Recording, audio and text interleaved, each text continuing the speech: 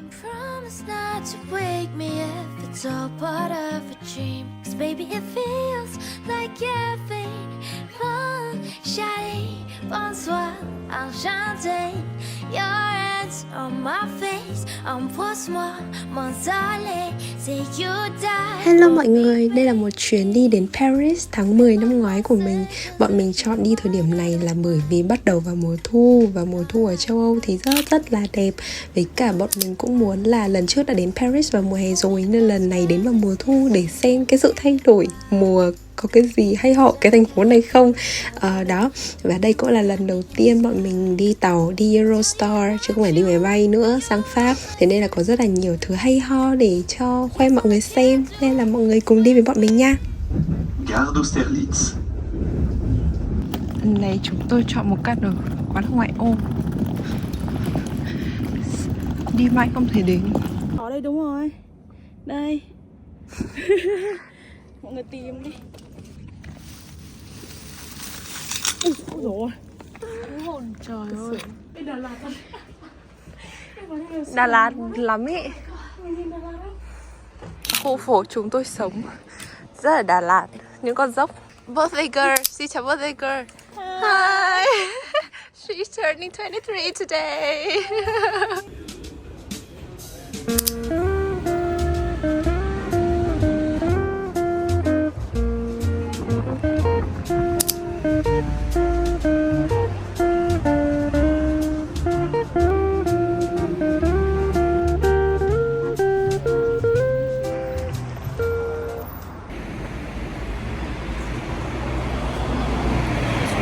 Chuẩn bị đi nhưng mà mưa quá nên phải trú mưa. Chạy sang bên này rồi thì biết bến bus ở bên kia. Ra trời mưa thế này.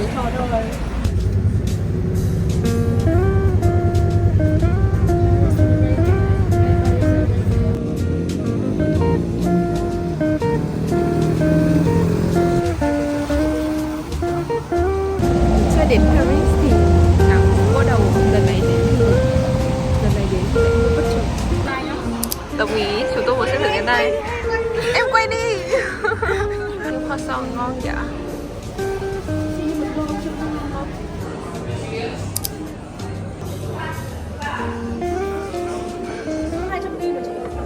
Cái này xế hả? Mời à.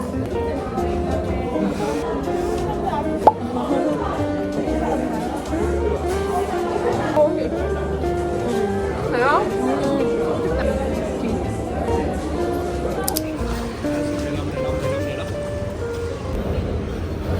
Chúng tôi lại với Joy vào một cái line, một queue dài vô tận. Nhưng cũng đi mãi vẫn là chưa thấy đuôi đâu.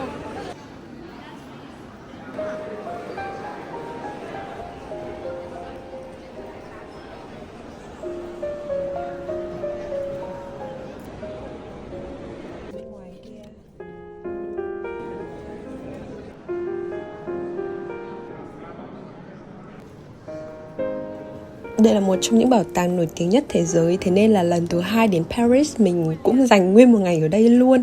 Lúc mà đến đây thì mình cũng thấy choáng thật. Mình không phải là dân chuyên về nghệ thuật, thế nhưng mà cái cảm giác được dành một buổi để đi dạo trong cái bảo tàng này cũng rất là thú vị. Nói thật là mình cũng tò mò và muốn chiêm ngưỡng nhất là bức Mona Lisa. Thật sự là đến nhìn tận mắt thì cái bức này nó nhỏ hơn là mình tưởng tượng. Dù rất là đông, mọi người xếp hàng đến đây, ai cũng muốn được chiêm ngưỡng Mona Lisa. Thế nhưng mà khi đó nhìn tận mắt ngay tại cái không gian này thì vẫn là một cảm giác rất là đặc biệt.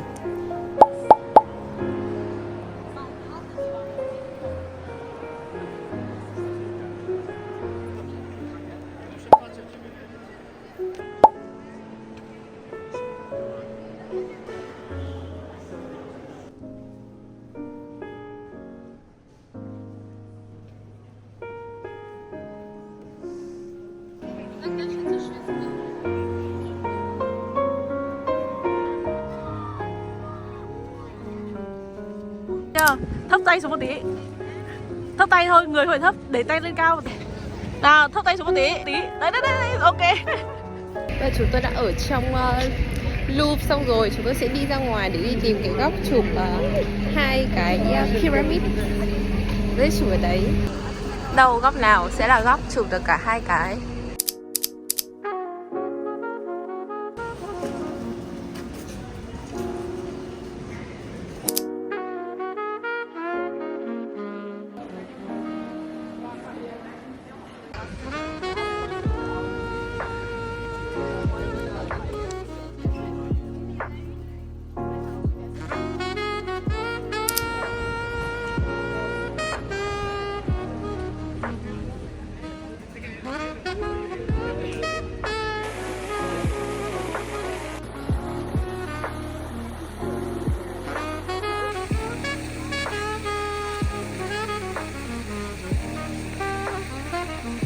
Sao ông không lấy máy tôi họ giật, họ chạy đi mất rồi ha. Đừng lấy máy tôi nhé.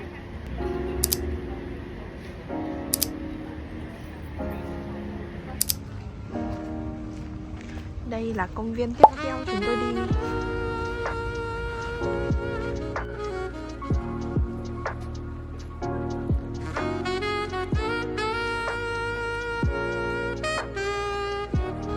Wow, chúng tôi không ngờ đấy, cắm được tháp.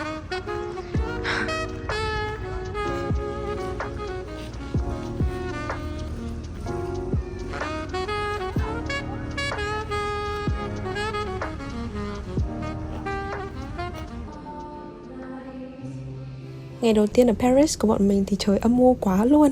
Thế nhưng mà tự nhiên cuối ngày thì mình xem thời tiết nó lại hửng nắng lên, và đúng là có hửng nắng thật.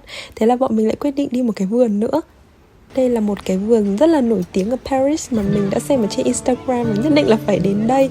Mà vừa hay là trời nắng lên nên là kỳ vọng là nó sẽ rất là đẹp.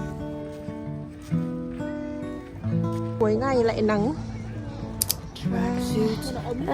Đẹp quá. Đẹp quá ý. Xong rồi cái màu hoa đỏ đây nổi lên lắm. Quá đẹp. Và đúng như là mình mong đợi, mình nghĩ đây là cái vườn đẹp nhất mà mình từng được đến. Kiểu nó siêu đẹp, xong đến đây có rất là nhiều hoa, xong mọi người ngồi ở đây enjoy. Thế bọn mình cũng ngồi ở đây people watching, xong ngồi nghe nhạc, nói chuyện với nhau. Mình rất là thích cái cảm giác lúc đấy. Ôi, eo ơi đẹp thế, xúc động quá. Golden hour. I don't mind losing too, but there's nothing like doing nothing with you. Với mây đi Thảo. Kiểu cảm giác kiễng chân lên là với được luôn. Conversations, we lose track of time. Have I told you lately I'm grateful you're mine? We'll watch The Notebook.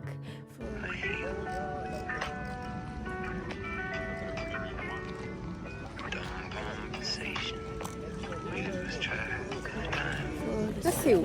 Mình quá thích hoa, xong ở đây có một đống hoa. Ở đây cũng có. Ở đây lúc nào cũng đẹp. Lúc nào cũng có hoa, hoa rất là nhiều màu. Cảm giác như mùa xuân ý, tại vì kiểu hoa nó đều nở rất là đúng đẹp, ở độ đang rất là đẹp. Đẹp quá. Ê, hay ghế này này. Đẹp.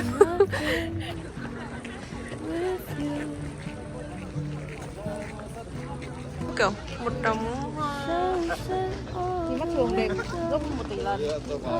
Cảm xúc lúc mà edit cái đoạn này là mình không muốn cắt một cái gì cả. Dù là nó có dài thì cũng muốn giữ tất cả những cái footage mà đã quay, tại vì quá là đẹp.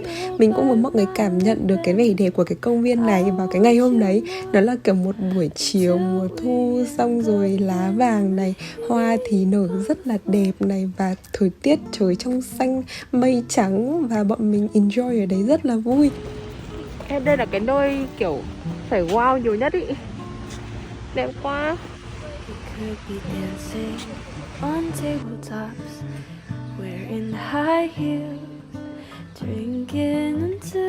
Thế nhưng mà lúc mình đến thì công viên đấy cũng sắp đến rồi đóng cửa, thế là không được ở đấy lâu lắm. Chứ nếu mà được ở lại thì chắc mình có thể ở lại đây thêm mấy tiếng đồng hồ chỉ để ngắm cảnh với cả giơ máy lên quay chụp thôi ấy.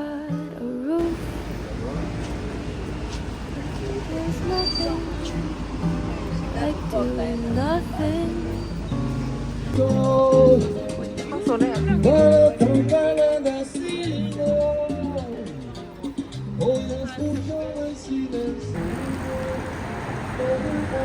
Công viên đóng cửa mất rồi, thế là bọn mình lại đi ra phía sông Seine, đứng ở bên bờ sông để ngắm hoàng hôn ở đấy. Ở cái vlog lần trước mình đi Paris thì mình đã quay lại một chiếc sunset gọi là kiểu siêu u mê luôn ấy. Mình nghĩ đấy là một trong những cái core memories của mình ở Paris. Thế là mình có một cái chấp niệm là tất cả những cái sunset mình ngắm ở Paris nó đều rất là khác biệt, rất là đẹp.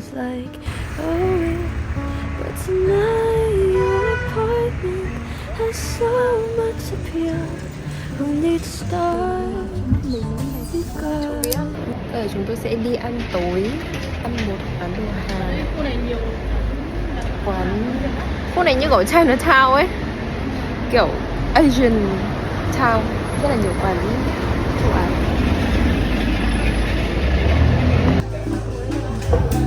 Và chúng tôi sẽ ăn budae chicken, rất là thèm rồi.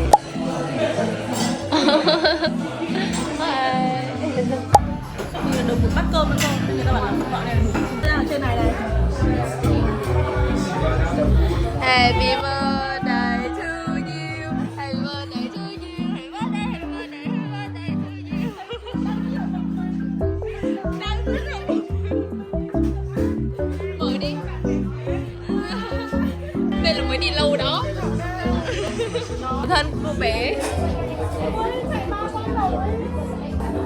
Sẽ ăn đây. Mời các bạn tóc vàng ăn. Bạn học tóc nào đâu? Tóc đen ăn. Ngon nha. Quán này có vẻ rất là mới.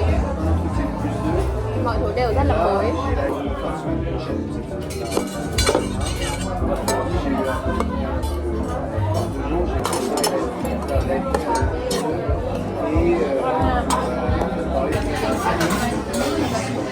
Hello.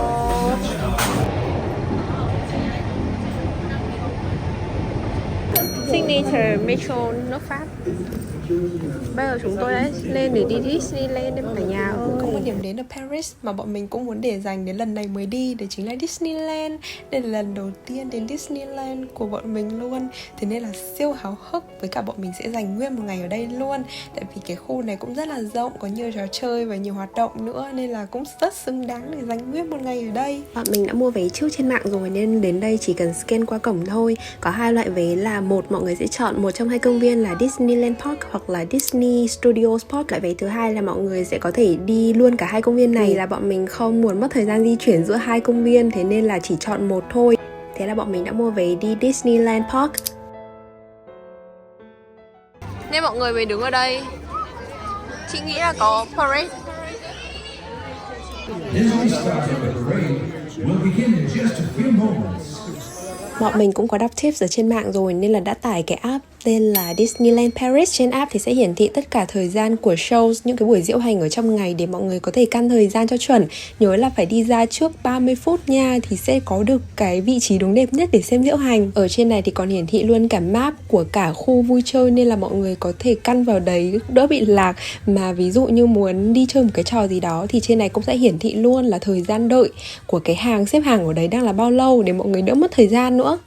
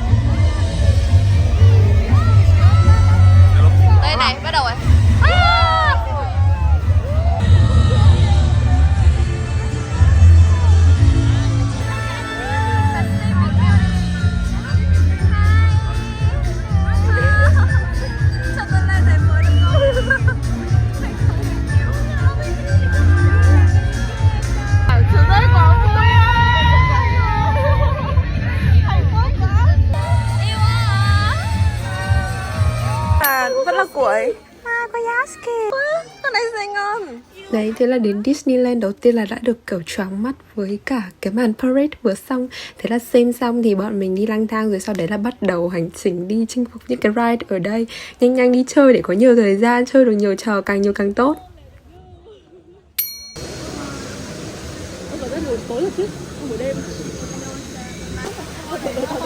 Có phải là kho báu không? Hả? Lấy đi, kho báu. Kho báu.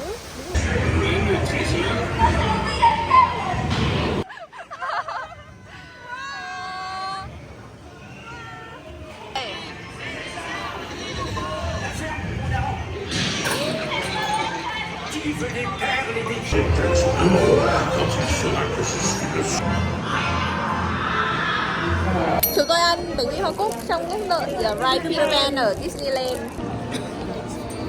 Đợi gần 1 tiếng. Wow. Tôi cần chiêu sinh một người nữa để vào ride để cho đủ 4. Hoặc chúng ta ngồi 4, ngồi 3 được không? Cái kia nó là 4, một cái thuyền là 4 người không? Đường lên đỉnh Vinh Quang. Ủa, sao mà sinh cực gì nên có.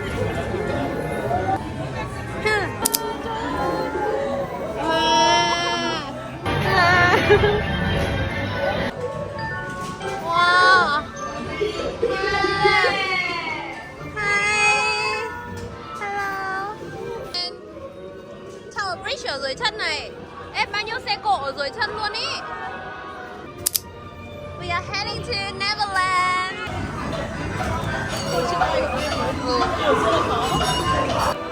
Ride này đẹp nhưng mà ngắn quá mọi người ơi. Chắc là chỉ có 5 phút à? 2 phút đấy, 5 phút. Em ơi ngắn quá.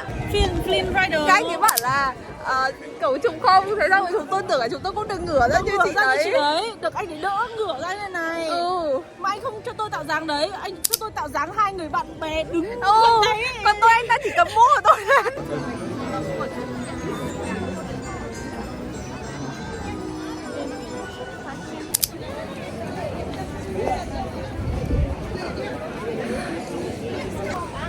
Lightyear. Zurg must be stopped. Notre mission est de retrouver ces robots et son arme secrète et de les... Tout le monde à son poste. Dirigez-vous vers le pont d'envol pour lancement immédiat. Please face forward and sit back in your seat. Your shield will be lowered automatically.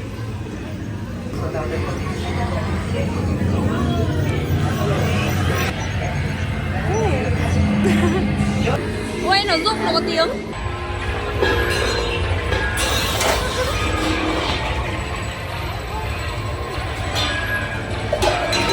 Wow, mạnh quá trời. Không bắn được. Ambient. Vòng đi. Xoay vòng. Em bao nhiêu điểm? 9.800. Wow. Đây chị thế này. Tôi đây. Tôi đâu ở đây với bạn này. Nó vừa kêu nó cơ. Làm sao để nó kêu? Đấy. Ở dưới chữ em đi thật này. Ôi trời ơi yêu vậy. Mày kéo nó ở đằng sau.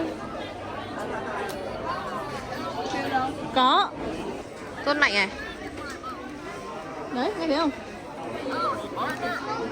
Đấy. Nghe tiếng mọi người hay sợ. Hù tôi. Chúng tôi xếp hàng siêu lâu rồi mà vẫn chưa đến nữa. Đây là chúng tôi trước khi chơi ride để xem nó có sợ lắm không. Đây là chúng tôi trước khi chơi. Ê, trong họ bầu phở tao sợ, mày nhìn đi, chị sợ quá. Không ai thấy ai cười mấy luôn ý. Thôi nụ cười đã tắt rồi. A few minutes later. Nè chúng tôi chúng cháu cũng Ê, có đoạn nó cũng không đẹp nhưng mà Nhanh quá. Chưa kịp gọi là kiểu gọi là tôi đây. Đâu tôi đâu? Tôi đâu? Đây hai mọi Tôi bị che rồi, chúng ta bị che rồi. Đúng rồi, chúng ta bị. Ê, nhưng chị có thể nhìn được tóc chị có thể nhìn. Mở mắt qua hay người ta mở mắt. Chị ăn Chị trông run sợ nhất luôn. chị sợ. Ôi. Yeah. Đúng phim Smurf. Join us and celebrate all together.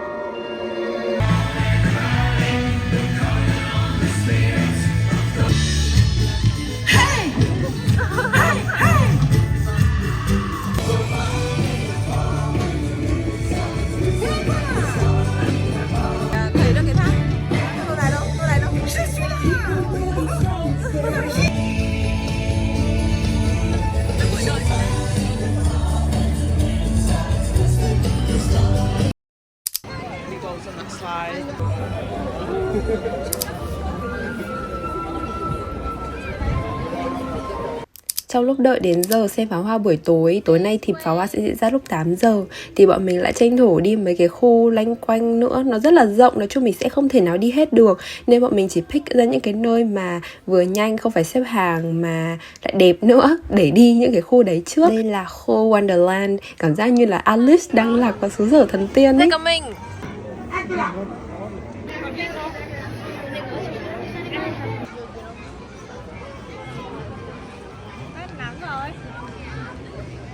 Ở Disneyland thì sẽ có những cái trò mình phải tương tác này, có những trò mình thấy cũng sợ phết hoặc là do mình kiểu nhát ấy, nhưng có những trò thì sẽ kiểu nhẹ nhàng vui vẻ, mình chỉ đi để ngắm nghía thôi.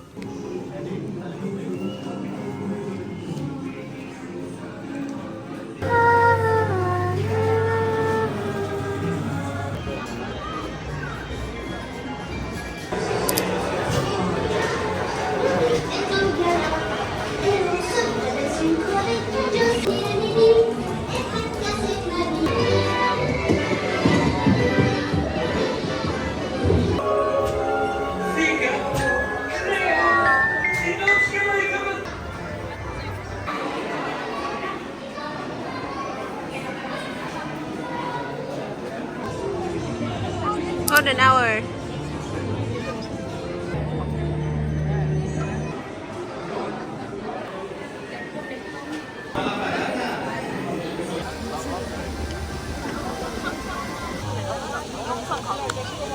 근데 잘리잖아요. 아, 그러니까 이거 올려야죠.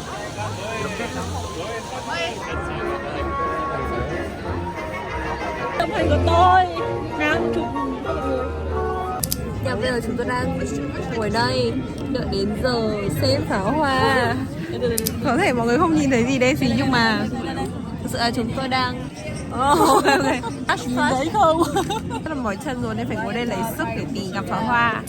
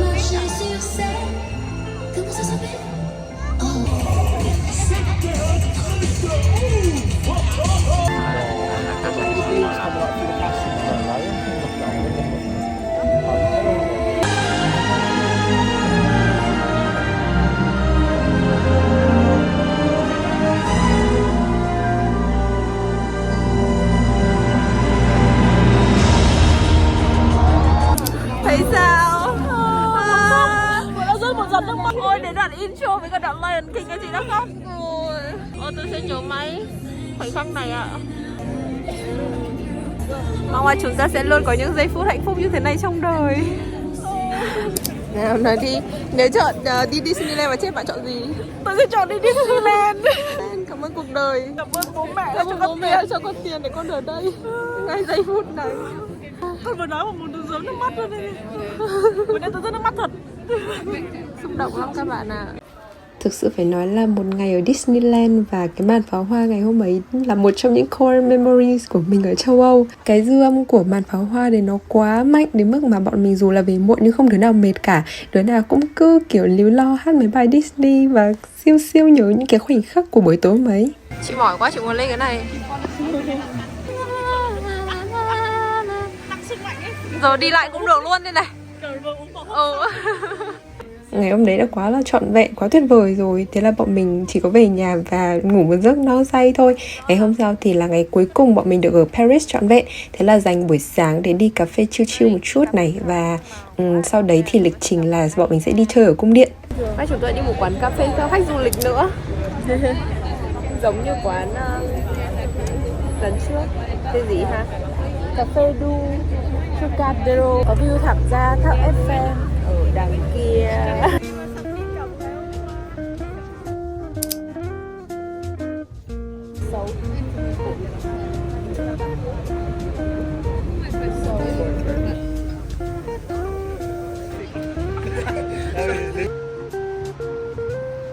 Đến Paris vào những ngày đầu tháng 10, bọn mình nghĩ là thời tiết sẽ chỉ se mùa thu thôi. Nhưng mà không nghĩ là đã bắt đầu lạnh như thế.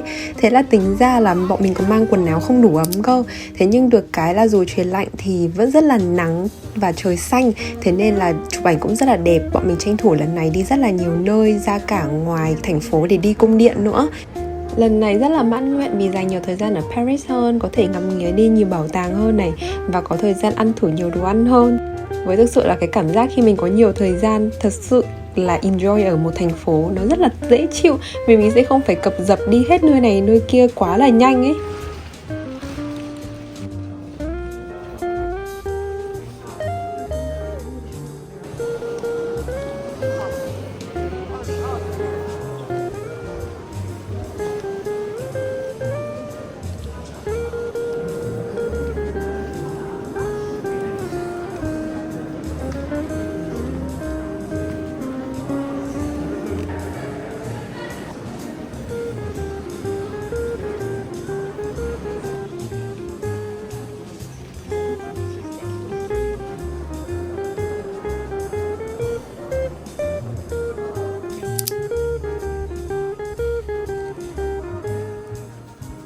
Các chuyến đi của mình thì khi nào muốn đi bảo tàng hay cung điện mình đều sắp xếp thời gian và book vé trên mạng trước. Thì đến đây sẽ chỉ cần scan thôi, rất là tiết kiệm thời gian.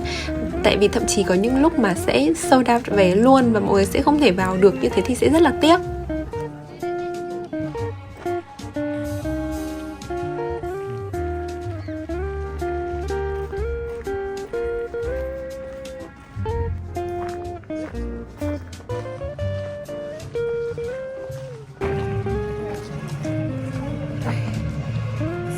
Hôm nay một ngày trời rất là đẹp, đi bộ Versailles. Rất là chưa thật rẻ. Nhặt đi. Đâu xem. Đây. Đây bóc chưa? Chưa, bóc cái vỏ ở ngoài ra.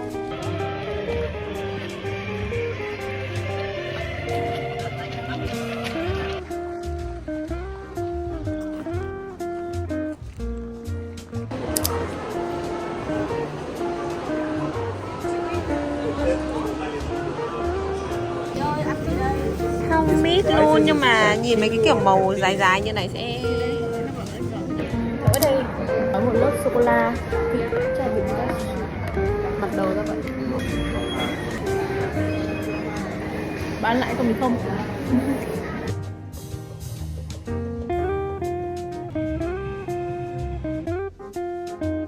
Hôm nay đã là buổi tối cuối cùng ở Paris nên bây giờ bọn mình sẽ đi ngắm tháp Eiffel vào buổi tối và chụp ảnh. Chúng tôi ngắm tháp Eiffel.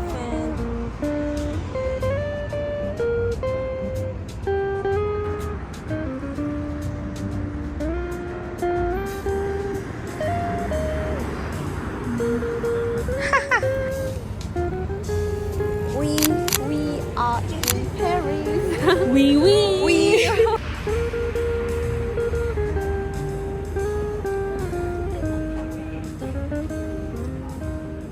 đây là buổi sáng cuối cùng ở Paris. Thứ rất là lạnh, đang là 6 độ. Giờ chúng tôi sẽ đi ra đồng mông mát chơi. Ôi gì hôm nay có nhiều thời gian hơn để đi chơi.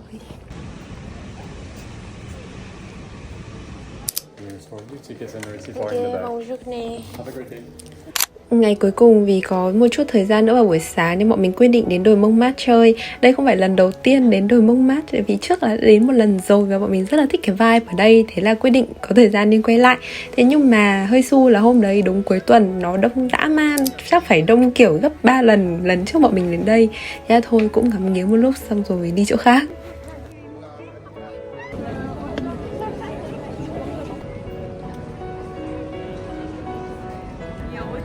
Nhiều nhỏ.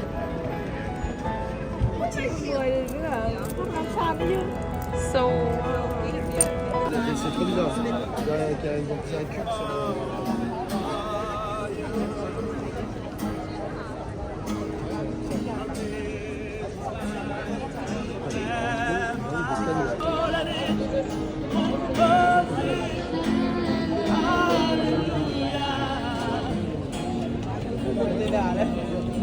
Thực ra thì đây là chuyến đi châu Âu dài nhất của mình từ đến bây giờ, tức là mình đi 10 ngày. Mình ở Pháp một nửa thời gian và sau đấy thì mình đi sang Thụy Sĩ. Ngày cuối cùng thì buổi sáng mình vẫn chơi ở Paris Nốt và sau đấy buổi chiều thì mình đi tàu sang Thụy Sĩ. Vé tàu thì bọn mình cũng đã đặt trước rồi và chỉ mất khoảng 2 đến 3 tiếng đồng hồ để sang Thụy Sĩ thôi. Đó, thế nên là vlog lần này mới chỉ là part 1 thôi, chưa phải là tất cả của chuyến đi đâu. Mình sẽ còn phần 2 những ngày mà mình chơi ở Thụy Sĩ nữa. Hứa hẹn là siêu đẹp, nói chung là Thụy Sĩ kiểu siêu đẳng cấp ấy. Thế nên là mọi người đợi vlog tiếp theo của mình nha. Cảm ơn mọi người đã xem vlog đến đây. Hẹn mọi người ở video tiếp theo nhé. Bye bye.